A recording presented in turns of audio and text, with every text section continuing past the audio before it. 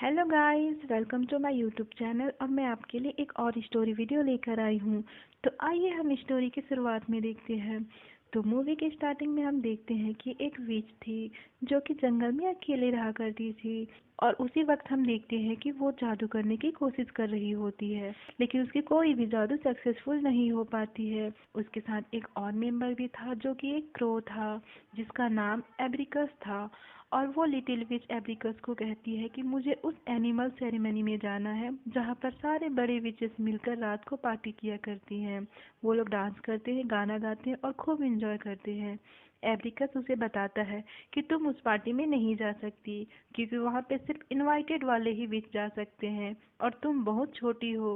वहाँ पर लिटिल विच अपना एज बताती है और उसका एज 127 ईयर हो रहा होता है। और मूवी में हमें दो बच्चों को दिखाया जाता है। एक बच्चे का नाम थॉमस होता है, दूसरे बच्चे का नाम रॉनी होता है। थॉमस रॉनी से पूछता है, क्या तुमने कभी विच देखी है? और इन दोनों बच्चों को ये भी पता होता है कि एक रात सब विच मिलकर पार्टी किया करते हैं और डांस करते हैं। रात होते ही लिटिल विच घर से छिपते छिपाते दबे पांव अपने जादुई झाड़ू लेकर निकल जाती है और वो कोशिश करती है कि उसे एब्रिकस ना देख सके। और वो उसी माउंटेन पर पहुंच जाती है जहां पर सारे बड़े विचेस मिलकर एक साथ पार्टी कर रहे होते हैं। और वो सोचती है कि उसे कोई भी पहचान नहीं पाएगा और सोचती है कि वो सभी लोगों के बीच शामिल हो सकेगी। लेकिन तभी वहां पर एक पुरानी विच आ जाती है जिसका नाम होता है रम्पम्पेल। वो उसे पकड़ लेती है और वो सबको बताती है कि देखो, हमारे बीच एक विजिटर आई है। लिटिल विच उन सबको कहती है कि मैं अब बड़ी हो चुकी हूँ। और जब उससे उसका एज पूछा जाता है तब उसे सब कहते हैं कि तुम अभी बहुत छोटी हो और तुम्हारे बॉडी से तो अच्छी खुशबू आ रही है और तुम्हारे फेस पे कोई रिंकल भी नहीं है। तुम्हें पता है यहाँ पे आना सख्त मना है जब तक कि तुम्हें इनविटेशन ना मिले। तो वो लिटिल विच कहती है कि मैं आप लोग के जैसे बनना चाहती हूँ, आप लोग जैसे बोलेंगे मैं वैसे करूँगी। तो सारी विचेस सोचती हैं कि इसे पनिशमेंट दिया जाए और बुरे से भी बुरे पनिशमेंट दिया जाए। लेकिन वहाँ सारी विचेस की एक लीडर होती है जो कि लिटिल विच से कहती है कि तुम्हें एक बड़ी सी किताब जिसको तुम्हें 1 साल के अंदर याद करना होगा, अगले साल इसी दिन तुम्हारा टेस्ट लिया जाएगा। और अगर तुम पास हो गई और सारे मंत्रों को अच्छे से याद कर लोगे तो तुम्हें भी यहाँ बुलाया जाएगा। और बाकी विचेस मानते ही नहीं हैं और कहते हैं कि इसे पनिशमेंट दिया ही जाएगा। क्यों ना हम इसकी बाल जला दे या फिर इसे जमीन के अंदर गाड़ दिए। तो रम्पम पेल कहती है कि उससे उसकी जादू वाली झाड़ू ले लेते हैं और उसे जला देते हैं। इसी कारण लिटिल विच को 3 दिन की लंबा सफर को पैदल ही पार करना होता है और साथ में इतनी बड़ी बुक को भी लेकर जाना पड़ता है। जैसे तैसे करके लिटिल विच उस बड़ी सी बुक को लेकर अपने घर पहुंच जाती है। एब्रिकस उसे कहता है कि तुम्हें वहां जाना नहीं चाहिए था। और लिटिल विच वहाँ की माहौल बताती है और कहती है कि वहाँ पे सब लोग बहुत मज़ा किए और बहुत डांस कर रहे थे। और वहीं पे मुझे रम्पम पेल्स पे बहुत गुस्सा आया, क्यों ना मैं उससे एक बदला लूँ। और लिटिल विच एक ड्राइंग बनाती है और कहती है कि मैं रम्पम्पेल को ऐसे ही बना दूंगी, जरूर मैं एक दिन ऐसे रम्पम्पेल को बना ही दूंगी। इसी के साथ वो लिटिल विच उस बुक को खोलना शुरू करती है जहाँ से उसे सारे मंत्र याद करने थे, लेकिन उसे मंत्र सही से बोलने नहीं आते थे। उसी कारण कुछ न कुछ गड़बड़ करती रहती थी। एक दिन वो देखती है कि कुछ औरत छोटी लकड़ियां चुन रही होती हैं जहाँ पे हवा नहीं चलने के कारण वो लोग बहुत परेशान थे। इसी कारण लिटिल विच वहाँ पे अपना मैजिक करती है और वहाँ पे काफ़ी तेज़ी से हवा चलना शुरू हो जाती है और काफ़ी सारी छोटी लकड़ियाँ भी इकट्ठे हो जाते हैं। लेकिन तभी वहाँ पे जनरल पहुँच जाता है और कहता है कि तुम इन लकड़ियों को लेकर नहीं जा सकते। लेकिन लिटिल विच उसके ऊपर भी मैजिक कर देती है जिसके कारण वो जनरल कहता है कि अब तुम इस सारे लकड़ियाँ को अपने साथ अपने घर ले जा सकती हो। तो लिटिल विच कहती है कि तुम मुझे मेरे घर तक पहुँचा दो। और उस जनरल पे इतना मैजिक हो रहा था कि वो सारी लकड़ियाँ अपनी पीठ पर उठा लेता है और उसके ऊपर बीज को भी बिठा लेता है और उनको उसके घर तक पहुंचा भी देता है। यहाँ पे एब्रिकस लिटिल विच को कहता है कि तुम्हें ऐसा नहीं करना चाहिए। अगर तुम उन औरतों की मदद कर रही तो अच्छी बात है, लेकिन तुम्हें उस आदमी के साथ ऐसे बदला भी तो नहीं लेना चाहिए था ना। लिटिल विच के पास उसकी जादुई ब्रूम नहीं थी, इसीलिए वो मार्केट जाती है ब्रूम खरीदने के लिए। और वहाँ पे वो बहुत सारी चीज़ें देखती है और उसे एक ब्रूम की शॉप दिखाई देती है और वो वहाँ जाती है। वहाँ पे एक छोटी सी बच्ची उदास खड़ी होती है जिसकी मॉम के पास कैंडी खरीदने के लिए पैसे नहीं थे। लिटिल विच पहले तो अपनी ब्रूम खरीदती है, उसके बाद कुछ कैंडीज भी खरीद लेती है। फिर वो बच्ची अपने जेब को चेक करके देखती है, उसके जेब में उसे कैंडी मिलते हैं। तो वो सोचती है कि ये कैंडी कहाँ से आया। फिर वो सामने खड़ी एक लड़की को देखती है जो कि लिटिल विच थी। उसके बाद वो एक लड़की को देखती है जो बहुत उदास थी और कहती है कि मेरे फ्लावर्स कोई नहीं खरीद रहे हैं। लिटिल विच वहाँ पे अपना मैजिक करती है और उसके फ्लावर्स को बहुत ब्यूटीफुल और अच्छे फ्रेगनेंस वाले बना देती है, जिसके कारण उसके सारे फ्लावर्स बिक जाते हैं। लिटिल विच के पास उसकी जादुई ब्रूम आ चुकी थी, इसीलिए वो अपने घर उड़ के जाती है। एक दिन थॉमस और रॉनी जंगल का रास्ता भटक गए थे, जिसके कारण वो लिटिल विच के घर पहुंच जाते हैं। और बच्चे कहते हैं कि यहाँ तो मार्केट वाली लड़की है। लिटिल विच इन्हें खाने के लिए बहुत अच्छी अच्छी चीजें देती है। और तभी वहाँ पे रॉनी लिटिल विच से एक बात पूछ लेती है कि क्या तुम चुड़ैल हो। तो थॉमस कहता है कि तुम्हें ऐसा सोचना चाहिए। और तभी लिटिल विच उन बच्चों को अपना मैजिक दिखाना स्टार्ट कर देती है। बच्चे उसके मैजिक देखकर बहुत खुश हो जाते हैं और वो लिटिल विच से अलग अलग चीजें करने के लिए कहते हैं। लिटिल विच उन बच्चों को हर चीज करके दिखाती है और इसी के साथ अपने घर के हर चीजों से गाना बजाना शुरू कर देती है। और उसी समय उसके दरवाजे पर कोई आता है। जब लिटिल विच बाहर जाके देखती है तब उसे वहाँ बाहर में रंपम्पैल मिलती है। रंपम्पैल कहती है कि मैं बस यहाँ से गुजर रही थी तो सोचा कि मैं तुमसे एक बार मिल लूँ। और तुम्हारी पढ़ाई कैसी चल रही है। लिटिल विच कहती है कि बस मैं आज घर की सफाई कर रही थी, बाकी आज मैंने कुछ पढ़ाई नहीं की है। तो रंपम्पैल कहती है कि आज फ्राइडे है और फ्राइडे को कोई मैजिक नहीं कर सकते। वहाँ रखे बास्केट को रंपम्पैल देखती है और कहती है कि क्या तुम्हारे घर के अंदर कोई विजिटर्स है। तो लिटिल विच कहती है कि नहीं नहीं, मेरे घर के अंदर कोई भी नहीं है। यहाँ पर बच्चे जो छिपे हुए थे वो अचानक से छींकने लग जाते हैं, इसी कारण लिटिल विच को भी छींकना पड़ता है। रंपम्पैल को शक हो जाता है कि इस घर के अंदर कोई न कोई जरूर है और ये सारी चीज वो अपने एक बुक पर नोट कर लेती है। लिटिल विच इन बच्चों को वापस उनके घर भेज देती है, जहाँ पर रंपम्पैल उन बच्चों को पकड़ लेती है और उसे पता चल जाता है कि यही बच्चे उस लिटिल विच के घर में थे। इधर लिटिल विच को एब्रिकस समझाता है कि तुम्हें जब पता था कि फ्राइडे को मैजिक नहीं करनी चाहिए तो तुमने ऐसा क्यों किया। तो लिटिल विच कहती है कि मैं तो बस उन बच्चों को खुश देखना चाहती थी।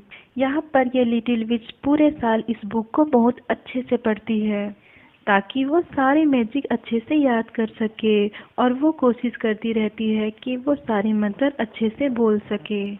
उसके बाद यहाँ अब विंटर आ चुका था। यहाँ पर एब्रिकस को सर्दी लगने के कारण वो बाहर जाने से मना कर देता है। इसी कारण लिटिल विच कहती है कि मैं जरा ताज़ी हवा में घूम के आती हूँ। यहाँ पे जब लिटिल विच मार्केट पहुँचती है तो वो देखती है कि कुछ छोटे बच्चे वहाँ पे खेल रहे होते हैं, लेकिन दो बच्चे उन्हें परेशान कर रहे होते हैं, जिसके कारण लिटिल विच वहाँ पे अपना फिर से मैजिक दिखाना शुरू कर देती है उन बच्चों के सामने। और हम देखते हैं कि वो दो बच्चे बर्फ में फंस जाते हैं और बाकी के सभी बच्चे ये देखकर काफी खुश हो जाते हैं। और उनमें से एक बच्चा उदास होकर जाने लगता है और लिटिल विच उसका पीछा करती है। और वहाँ पे रंपम्पैल भी थी। लिटिल विच उस बच्चे से पूछती है कि तुम बहुत परेशान लग रहे हो, क्या बात है मुझे बताओ। वो बच्चा बताता है कि जो आदमी मुझे मार रहा था वो मेरा फादर है और उसे जुए की लत है और वो अपने सारे पैसे को वो जुए खेलने में ही बर्बाद कर देता है। तो लिटिल विच उस बच्चे की हेल्प करती है और रात होते ही वो लोग उस जगह पहुंच जाते हैं जहां पर उस बच्चे के फादर जुआ खेलने आया करता था। ये लोग गेम खेल रहे होते हैं जहां जादू होने के कारण वो बॉल बार बार जाके उस फ्लोर से टकराता है, जिसके कारण वहां का सारा हिस्सा टूट जाता है और वहां के सारे लोग उस बच्चे के फादर को वहां से बाहर निकाल देते हैं और वो वहां पे उदास बैठा होता है। और वो बच्चा जाता है और उसके पापा के पास हाथ बढ़ाता है और फिर उसका फादर भी इस बात को सोचता है कि मैंने अपने बच्चे के साथ बहुत गलत किया है और फिर वो गिल्टी फील करता है। फिर वो दोनों साथ चले जाते हैं। और ये चीज़ रंपम्पेल नोटिस कर रही होती है और कहती है कि ये जो लिटिल विच है वो तो एक अच्छी विच बनती जा रही है, ये तो लोगों की भलाई कर रही है। जब लिटिल विच अपने घर पहुंचती है तो वो देखती है कि उसके घर में हर जगह कैंडल जल रहा होता है, साथ में एक केक भी होता है। एब्रिकस ने ये सब तैयारी की थी क्योंकि आज लिटिल विच का बर्थडे है और उसका एज 128 ईयर हो चुका है। एक दिन रंपम्पेल लिटिल विच के घर के बाहर आती है और वो इनविटेशन देती है एनुअल पार्टी में आने के लिए। और वो लिटिल विच से कहती है कि क्या तुम्हें याद है ना कि आज तुम्हारा टेस्ट है। लिटिल विच कहती है कि तुम वहाँ जाकर सबको बता देना कि मैं बिल्कुल तैयार हूँ और मैं एक अच्छी विच बन के दिखाऊंगी। यहाँ वो दिन आ चुका था जिस दिन लिटिल विच का टेस्ट होना था और वो एक ऐसे कैंप में पहुँचती है जहाँ पर कोई भी नहीं था। तब वो आवाज़ लगाती है कि मैं पहुँच चुकी हूँ और फिर वहाँ पे सभी बड़े विचेस उसे दिखाई देने लगते हैं और वो सारे विचेस कहते हैं कि क्या तुम तैयार हो, और फिर सारे विचेस उसे अलग अलग जादू करने के लिए कहते हैं। लिटिल विच को सारे मंत्र सारे मैजिक याद थे, इसीलिए वो बिना बुक की हेल्प लिए उन लोगों को जादू करके दिखाती है, यानी कि मैजिक करके दिखाती है। और सारे विचेस वहाँ पे खुश हो चुके थे। तभी वहाँ पे रंपम्पेल पहुँचती है और कहती है कि मैं इससे साल भर से नजर रख रही हूँ और ये तो एक अच्छी लड़की है और ये सभी लोगों को मदद करती है और इसकी उम्र भी अभी ज़्यादा नहीं हुए है और ना ही इसके फेस पे कोई रिंकल्स आए। यहाँ पे वो विचेस की चीफ कहती है कि तुमने तो ये बहुत बड़ी गलती की है क्योंकि तुम लोगों की मदद नहीं कर सकती हो, तुम तो एक अच्छी विच हो और तुम लोगों की मदद करती हो, और बुरी विच की ये एक निशानी होती है कि वो लोगों की मदद नहीं करते। तब वहाँ पे लिटिल विच अपना सफाई देती है कि मैंने अगर किसी लोगों का मदद किया है तो इसमें गलती क्या है और मुझे इससे पहले बताया नहीं गया था कि कभी भी लोगों की मदद नहीं करनी चाहिए, जो कि विचेस के लिए मना है। लिटिल विच की जो मैजिक करने की ताकत थी वो खत्म होने वाली थी, कुछ ही टाइम बचे थे और रंपम्पेल से कहती है कि तुम्हारे पास एक ऑप्शन है, अगर तुम उन दोनों बच्चों को पत्थर में बदल दो तुम हमारे बीच शामिल हो सकते हो। और फिर लिटिल विच बहुत गुस्से से घर पहुंचती है और वो एब्रिकस को भी बहुत उल्टे फुल्टे बोल देती है। अगर तुम यहाँ होते ही नहीं तो सब ठीक होता, क्योंकि तुमने ही मुझे अच्छा बनना सिखाया है और लोगों का मदद करने सिखाया है। इस कारण वो एब्रिकस को घर से बाहर निकाल देती है। रास्ते में उसे रंपम्पेल मिलती है जो कि उससे कहती है कि अगर तुमने उन बच्चों को नहीं मारा तो मैं उन्हें मार दूंगी। एक पूरा दिन होने वाला था और वो उन बच्चों के पास पहुंचती है जिन्हें उसे पत्थर का बनाना था और वो मंत्र पढ़ना स्टार्ट करती है, लेकिन वो ऐसा नहीं कर पाती और उन बच्चों को कहती है कि मैं कोई भी बुरी चीज़ नहीं कर पा रही हूँ। बच्चे कहते हैं कि ये तो अच्छी बात है और फिर वो उन बच्चों के पास एक सर्कल बनाकर जाती है ताकि कोई भी बुरी विचेस आके उन्हें परेशान ना कर सके और कोई नुकसान ना पहुंचा सके। लिटिल विच वहाँ से बहुत गुस्से होकर घर जाती है और कहती है कि अगर मैं सारी मैजिकल्स बुक को जला दूँ तो सब खत्म हो जाएगा, क्योंकि सारे बड़े विचेस को तो कोई भी मैजिक और कोई भी मंत्र याद नहीं है। और वो इस सब चीज़ की तैयारी करके वहाँ से निकलती है, लेकिन जब वो मैच बॉक्स को अपनी जेब में डाल रही होती है तो वो घर में ही गिर गया होता है। एब्रिकस ये देखता है और कहता है कि मुझे लिटिल विच का हेल्प करना चाहिए और वो मैच बॉक्स लेकर उसके पीछे जाता है। यहाँ पे वही रात थी जहाँ पर सारे बड़े विचेस मिलकर रात को पार्टी किया करते थे, डांस किया करते थे। लिटिल विच उनके सामने आती है और उन पे अपना जादू करना स्टार्ट कर देती है और उन सारे विचेस की ब्रूम्स लेकर जला देती है, आग में डाल देती है। उसी के साथ सारे मैजिकल्स बुक को भी इकट्ठे कर लेती है और उन विचेस की जो चीफ होती है उसे एक क्रॉप बना देती है। रंपम्पेल वहाँ से साइड हो जाती है और निकल जाती है और वो सारे विचेस को क्रॉप बना देती है और जैसे ही वो सारी मैजिकल्स बुक को जलाने वाली होती है कि उसकी नज़र रंपम्पेल पे पड़ जाती है, वो उसे देख लेती है जिससे वो बहुत पहले से ही बदला लेना चाहती थी। उसे एक बुरी शक्ल वाली जानवर बनाना चाहती थी, जो कि वो ऐसे ही करती है, उस पर एक बहुत बुरी जादू कर देती है और उसे बहुत बुरी शक्ल वाली जानवर बना देती है और सारी मैजिकल्स बुक को वो जला देती है, जिसके कारण सारे बुरे विचेस वहाँ से दूर चले जाते हैं और वहाँ पे लिटिल विच और एब्रिकस मिलके खूब एंजॉय करते हैं। लिटिल विच वहाँ रात भर डांस करती है और हम देखते हैं कि लिटिल विच एब्रिकस को भी जादू सिखा रही होती है, मैजिक सिखा रही होती है। तो इसी तरह मूवी की हैप्पी एंडिंग हो जाती है। तो गाइस, अगर आप मेरे चैनल में नए हो तो प्लीज़ मेरे चैनल को सब्सक्राइब कर दीजिएगा। Thanks for watching.